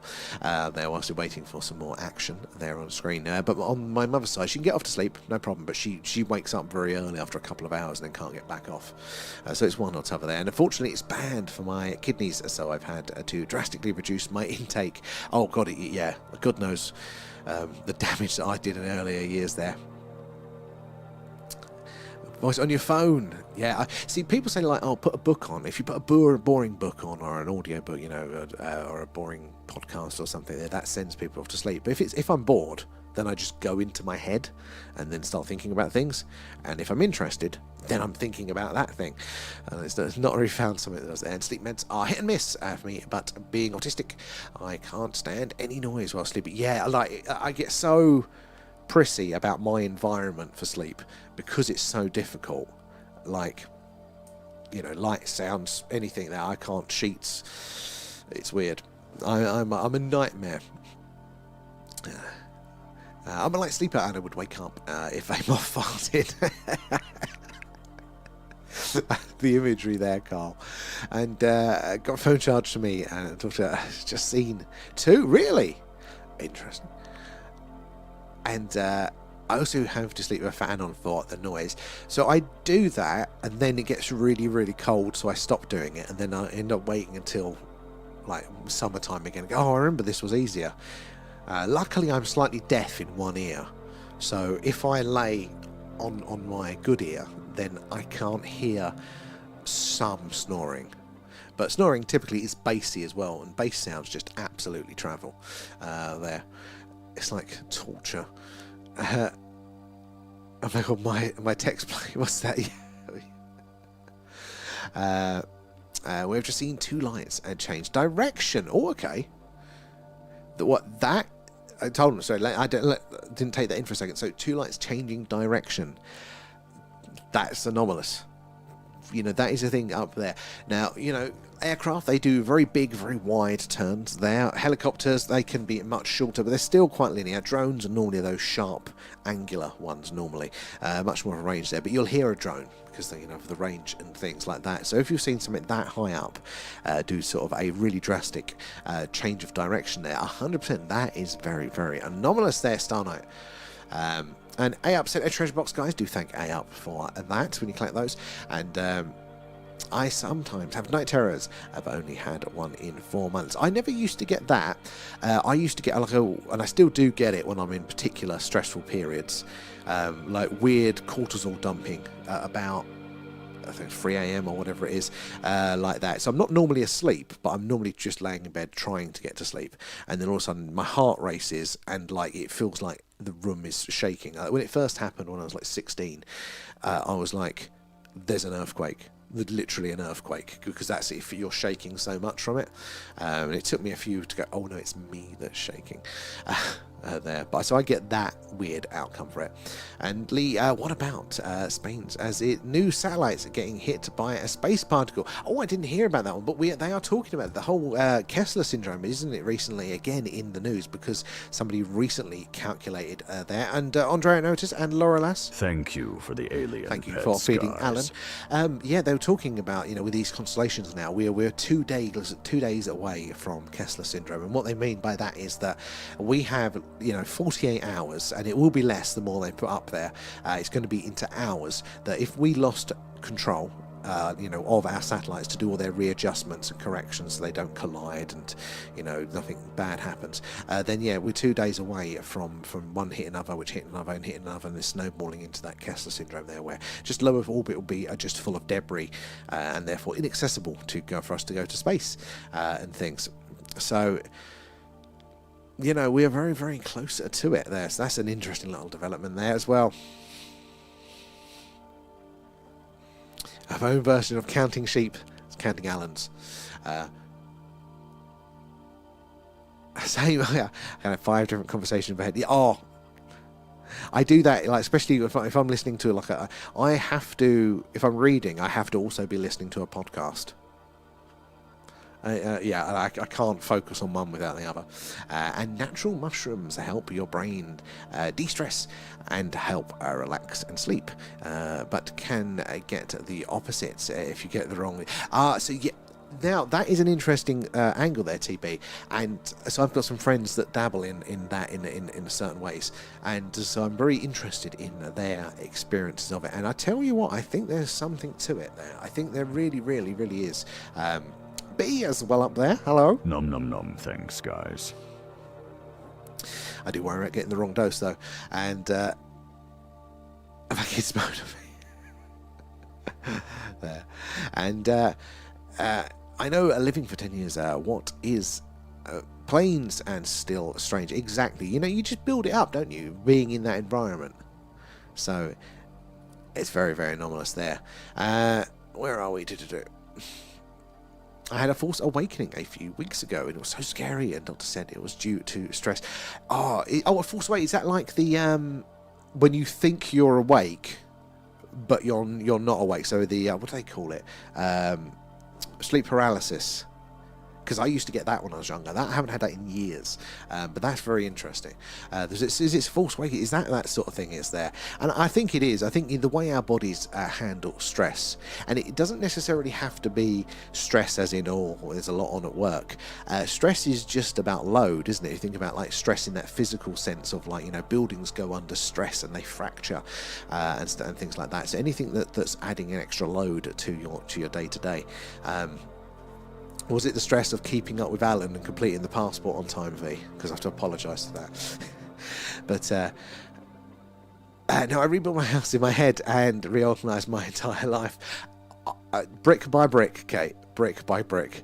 I go through phases. Sometimes something like that will work, and then it will never again. In the same way that I'm with music, which is I hear a song once every 6 months. I go, that is the best song I've ever heard, and it'll be on repeat for a week. And then I could never listen to it again. It doesn't pass over to reality. I feel you. And see, I can't read or hear any other info. I get very ratty. I can when I'm tired with it like that, but I just can't. I can't like read a book and like focus, you know. And likewise, if I'm listening to it, I won't be able to take in both, but I need it on. And if I do want to listen to a podcast, I have to be doing something with my hands. Apparently banana for you sleep is meant to help there. Potassium, maybe. Worth a shot. And I need to drop off now. See you guys tomorrow out. Thank you again for joining us. Hope you have a fantastic day tomorrow. And yeah, we'll see you tomorrow night. We'll be doing something. We'll see what the weather is there. Yeah, it is, isn't it, there? Sleep paralysis is terrifying. I never had the sleep paralysis demon. I never had the person come in or in the middle of the room there. In fact, so I never had it. Did I have it visual? I don't think I ever had sleep paralysis visually. I would wake up, or I'd think that I would wake up, but I would, you know, be paralysed, and I could feel my surroundings. And I'm still asleep. And I could barely move, and like I would just spend the whole time trying to rock myself off of my bed to fall on the floor, and in the hopes that would wake me up, or somebody would hear it and then come and wake me up. So I've had that, but I haven't had like the visual part of it. And off now to Starlight as well. That's a great sighting, and all back at school, yeah. But thank you for joining us, and we'll catch you later on there as well. I take valerian and magnesium and ashwagandha. I've started the ashwagandha, and again, it's one of those ones that actually it did start to do something. And I don't know if it was that or something else. And now it's just like it fades away. Like everything I do works, and then just nothing. It feels like there. But here, and if I could record what we see in Nottingham, as it's every night there, I try to, and do a sense it if you can. And I have an overactive imagination, and I close my eyes and I just make a movie. I'm like, yes. Andre, I feel you there, and I just can't control it. By the time I realise, oh no, I've spent another hour in, like, you know, thinky land and not winding down. A book would keep me up. Exactly, Kate. The Force Awakening. That's what I had. Oh, is that what it was? That's the difference? Yeah. So that is, yeah. I remember one time with that. And this is what changed it for me, because for the years I had it, I legitimately thought I was waking up and was just paralyzed, because it felt so real. I could feel things, I could hear things. It felt very, very real. But the one thing that convinced me that it was all in my head still, and it wasn't actually that. And I can't say for anybody else, but I know for me personally, I wasn't actually waking up like that, and I wasn't actually moving, because I said my partner at the time was laying in front of me, and I'd had one of these episodes, and I'm like trying to move or get her attention to wake up, and to then go to wake me up for it. And I remember just like eventually getting my arm, and it took forever to get the strength, and I was getting her earlobe just like that in my dream, like that, and I was just trying to annoy her enough to wake up and then wake me up. And then I woke up and she wasn't there. She wasn't there that night. So I'm like, okay, that was so real to me. That was in there. I was in, yeah. So I assume for me it was in the old, most of those were in my head. And I've had sleep paralysis a couple of times, and GP said it's a night terror. It would make sense, wouldn't it? And it sounds like your body adapts to things quite... I'll go on a different tangent, but it's definitely against TikTok's policies of things it can adapt to. But totally, yeah. And get some magic, plenty of Liberty Bells. Honestly, the people that I've spoken to about it, like, it's fascinating. It is really, really fascinating what that can do. And sometimes I react to my fake scenarios out loud a little bit. I think I've come close to that. I definitely get some looks on the trains. There, where are we? I watch the open fire videos on YouTube. Oh, what are those ones? Oh, the fireplace, you mean, videos? Yes. So that's a good point, actually. That might be that sort of movement that you'd need for it. My mother was obsessed with those for a while. It's the only reason she had Netflix was to put on the fireplace video. We used to wind her up for that. And still orbs at Island Beach there in New Jersey tank. It's ridiculous, isn't it? We need to get that night vision. We need to get it. Because I think we're going to see so much in infrared. Do you know if that camera that you monitor their tank, is that got infrared? Is that how it's doing its night vision? Because it gets so much in the infrared.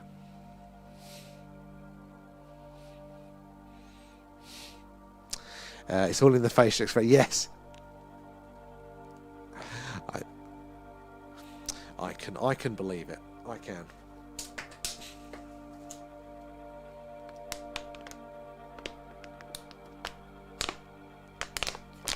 Right, let's spin this camera around here slightly. Hold your hats if it works. Right, there's Orion back in shot. Oh, hold on, let's get to the Pleiades there. Sorry, Orion, your yesterday's news there. There you go. That is the Pleiades. This one up here. Sorry, my nose is just totally dried up now. It's like I've been in air conditioning. Let's zoom in. Zoom mode activated. Still some colours there. It's not that bright, is it, today? But 1, 2, 3, 4, 5, 6. So they call this the Seven Sisters. And we've said this before. It's quite interesting. Little side fact here. Let's move a little bit more. For those of you that don't know, but probably all have heard this one before. But anyway, the Seven Sisters. Because to the human eye, 7 of those stars are visible. Now we can see more because this lens, as it is, lets in more light than the human eye, about 2.5 times what the human eye can see. So we're seeing more of those background stars there, but it's only 7 brightest ones there that you can see with the human eye. So over the years, it's been called the Seven Sisters. But what's really, really interesting is that for the last, 30,000 years, it's looked like 6 because 2 of those stars are very, very close together. So why, that we must have had that name back from, back in the old Ice Age. It must have got the name and has been passed down since then, because we haven't been able to differentiate the 7 there. For all of that period there. Did the parrots and chinchillas get Xmas presses? They did, of course they did. They're always ruthlessly spoilt. They don't appreciate it. Put Christmas away yesterday. That was it. Done. All back in the loft. Nice and tidy. A house feels so much bigger when you've not got Christmas stuff around. There, TB, in my dream house, I would have my bedroom inside a giant fish tank to help me sleep. That would be cool. I just think that would be cool to be a giant fish tank. That would be it. We want to see that. One day you achieve it, and we want to see it. And did Alan get a Prezi? He did, actually. Somebody bought him some, the old, what are they called? The UFO sweets. The sherbet UFOs. And Lee, new there. Yes, I originally bought a DVD years ago, but I haven't watched it since YouTube shows so many of the fireplace ones are good for dropping off to sleep too. I don't know if it's going to be enough for me, but I think I've got to try a few more things like that because it is lovely. I like to have it on the crackling and all that away there. Wasn't known as question mark design sisters. Question mark. Yeah, I didn't even notice the question mark. I didn't even notice that because I've only really looked at this. I've not actually gone outside and looked at that pattern with my human eye there. But I imagine, yeah, you can only see the bright one to give you that question mark pattern there. Hey, you go, learning something new every night there. Was you good this year, V? Did you get many gifts? And Kate as well. He still didn't get a fez though. He did not, sadly. I don't think he's got the concept of Santa and being good, so he just got coal. The flying saucers, that's the why couldn't I find the word for that? There. Did the funnel spiders get a present? Their present is that I haven't killed them. Oh, God, they're going to be back next year. I've got a few months of spider, at least I don't know that they're there. I don't have to think about them. I can pretend it's not a problem. Oh, good to hear. To get a telescope though, V, because you could be out there right now. You could be looking at those awesome stars.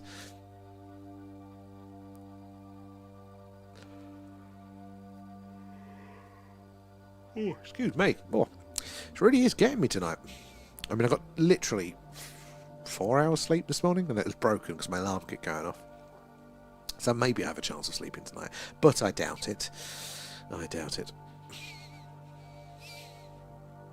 Oh, well, you've got to let us know, because I still need to do that. I mean, I've got such a big list of things, but it's on there. And we're down to the left corner. The flashing is still there. Might be able to. Let's try it. See how far it goes. Oh, it's moving.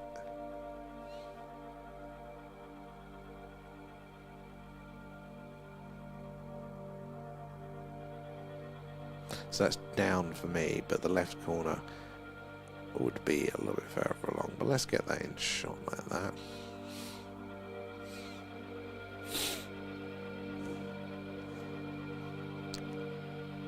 And the left corner is that way. Is that in line there? It's a good sign. As long as there's no spiders, that is all we can ask. I do miss having the grid up there. Let's try to make it a little bit bright, darker. See what that contrast is like. Is that any, are we, because it just makes the background lighter. But is that help with the contrast and the colours there, maybe?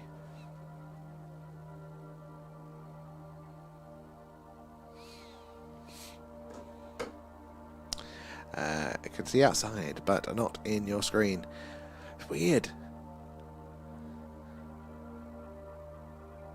Yeah, I wonder why. Maybe unless it's some in between there, maybe it's a little bit closer. I mean, UFOs are going to not necessarily be that far out, so maybe, it's within the atmosphere that what you're observing there. It whistles like that too. It's clearer there. Ah, it looks better. There we go. I never know until I press the buttons. A bit more a contrast. And plug the holes. Blue tack over. But what if they go the other way and start going inside the house? I fear that there. As in this way down or that way down. Down relative to TikTok.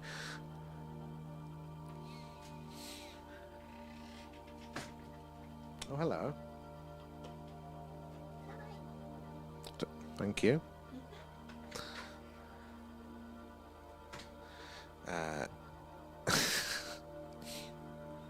They burrow in the house, yeah. Alright, I'm going to move it down anyway relative to TikTok. So hold on, let's move that. See if we can get that in shot. Oh, there's a tree. That's going to be in the way there, though. Is that in view there? Or is the tree in the way?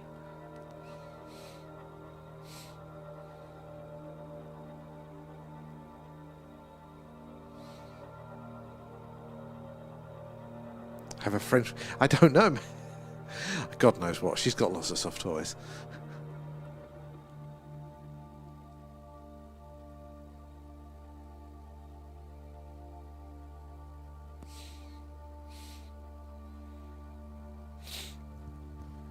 I wonder if that helps the colours a bit. I'm going to zoom in up here a little bit there. So Zoom mode activated. where are we? Let's zoom in up here. Look at the purples on those now. Look at that. Absolutely stunning. Oh, zoom in on the middle to the left. So this sort of area.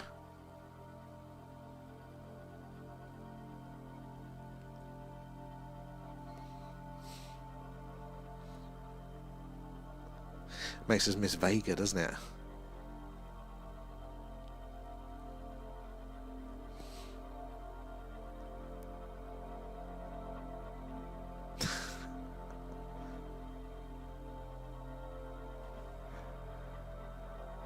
Oh, up. So...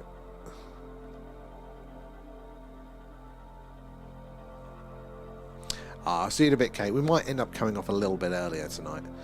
Not too much earlier, but if we don't see you, we'll see you tomorrow.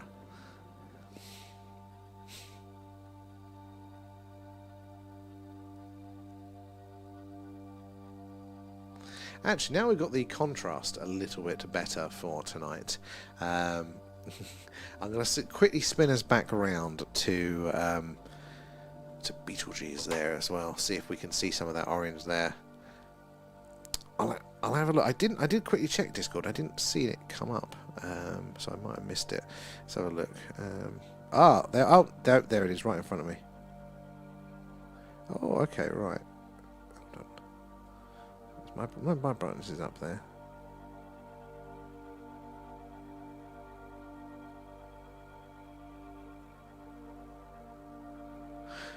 Oh, okay. So it's by Orion. Oh, down. That's very bright, isn't it, T?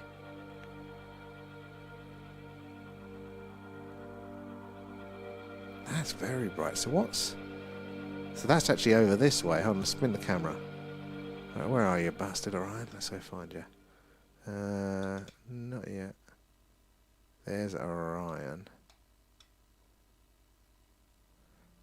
Can we go lower? Because this is actually lower. Or what's this? To where your video is.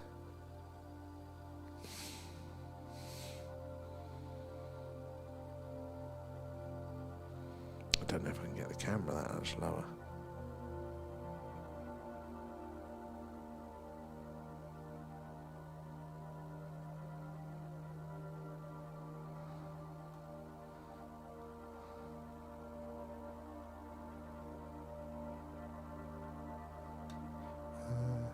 It's going to be lower than this, and hopefully we can get lower.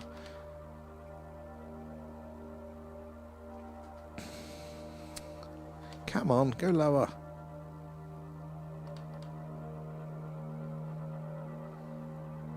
It is, yeah. So it's actually, because of the orientation, your one is down about around here. Because if you can see about 2 and a bit that distance, so 2 and a bit times that. So if that's, yeah, it's literally just off screen down that way. And I can't seem to, if I go around a bit more. Can we go down a bit more? Come on. See if we can find this. I think we must be. If I go the other way. Yeah, it goes that way. Can I go down? See if we can get it to go further. Come on.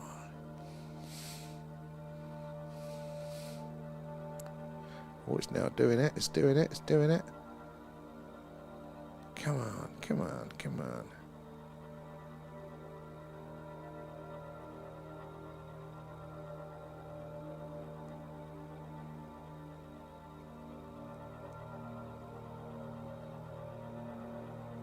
Aha. Okay. Yeah, there it is. So it's not blinking for me, but can you... Let's put that down there. Right, if we zoom in here. So it looks like it's this one. That looks roughly in line. Don't know which one that is. But it's nice and bright. And it's in that sort of, you know, in line with the belt. Actually, it's not in line with the belt, is it? Look, the belt's going in that direction. That's lower. But it's about the right distance. Let's have a look at your video again.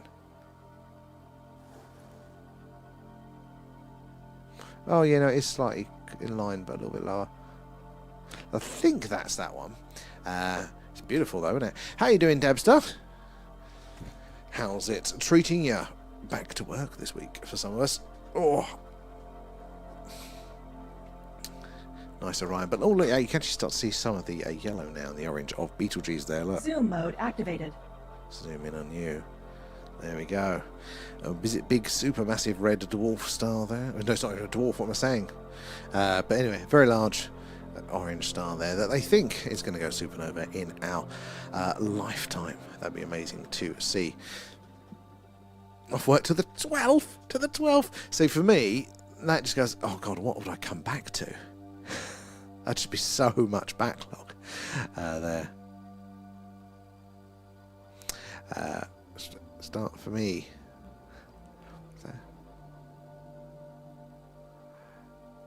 Which one of them is the Orion Nebula? I always think it's the smudged one. There. Back to work and have a headache, so popping on to say hi. Ah, well, we won't be on for long anyway, so you won't miss much tonight. Hopefully we'll catch you tomorrow and you won't have a headache. What will we see if it goes supernova? So it would just be bright. So I imagine it would become a very larger object for us. But also that the amount of light that would reach us, they say, it would be daylight on Earth at night for a good few days, if not weeks. There, I can't get my head around that because it's not just like an instant flash. It would be like a sustained brightness.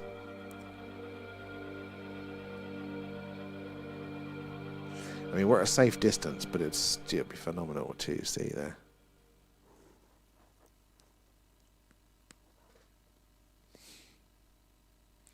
Which one are the aliens coming from now? That is the question. Would it affect our sun? It shouldn't do. I think we should be, you know, far enough away, like, you know, totally safe from any of those rays or any of that sort of reaching us. It is quite far away. What did we say last night? Like 640 light years or something? So it would just be a nice little show for us.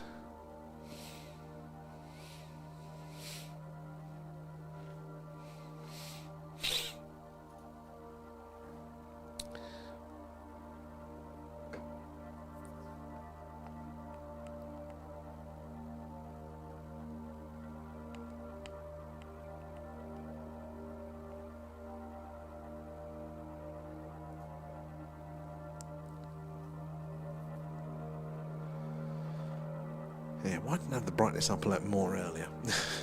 Up, down more. Bloody thing, go away.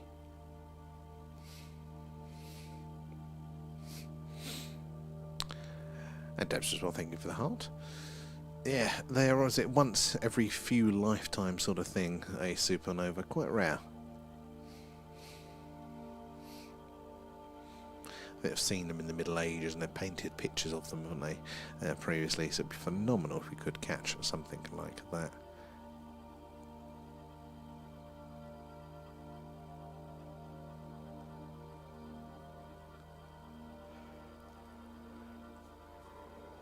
Oh, excuse me. Sorry, we'll wind it up for 10:02 there, so we'll give us another few minutes there. It would be stunning, I think, to see.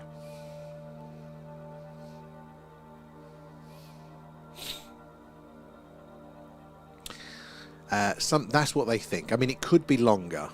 You know, ultimately, it's one of those scientific things where one says within the next 100 years, and somebody else says within the next 1,000 years, and then somebody else says maybe it's not going to go supernova at all. But definitely for a while, it has been. It's talked about a lot of that. So hopefully, we'll all catch it. They say it'll happen to the Patreons.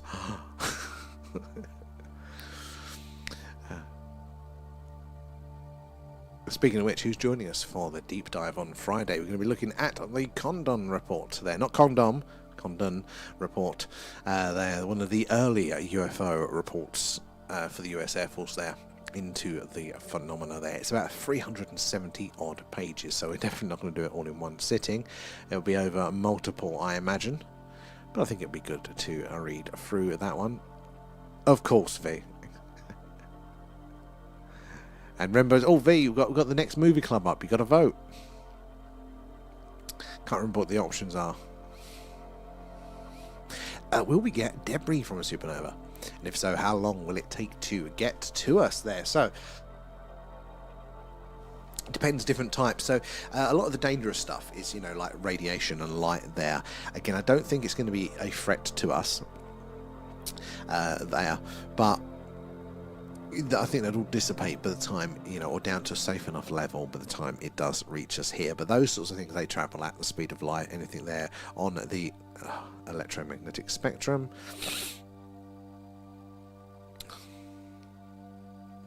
Oh, for fuck's sake. Are we back? I think we might be back. Sorry, guys. This happened last night, just before we were like, you know, 10 minutes from coming off, and then the internet just totally went. But yeah, so things on the electromagnetic spectrum there, they will travel at the speed of light. So by the time if we see the flash, then that is it there. It's reached us at those speeds there. But anything that's like more of a normal particle there, it'll be propelled very fast, but nowhere near the speed of light there. So it could be, you know, a very long time until it reaches us, even if it ever does. You know, I imagine at this distance it'll be so like dissipated. But we're often receiving, you know, when we do these deep space detections, it is normally that we are receiving something from them. You know, it's just so faint, whether it's a gravitational interaction there, whether it is, you know, light, photons, and things.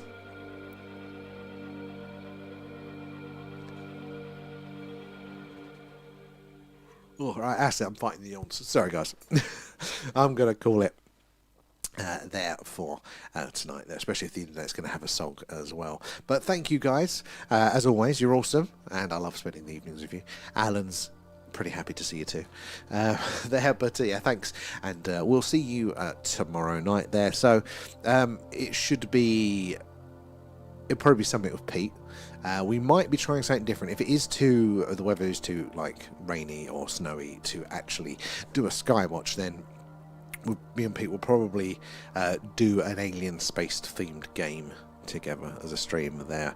Maybe we can do a radio signal hunt, but we'll see how it goes tomorrow with that one. Yeah, but we should be on then, maybe even slightly earlier then, if we've not got to go up a hill. But yeah, we'll see you all tomorrow. Thank you, guys, and thank you again for your support in all of the ways that you do there, and we'll catch you hopefully tomorrow. Bye guys.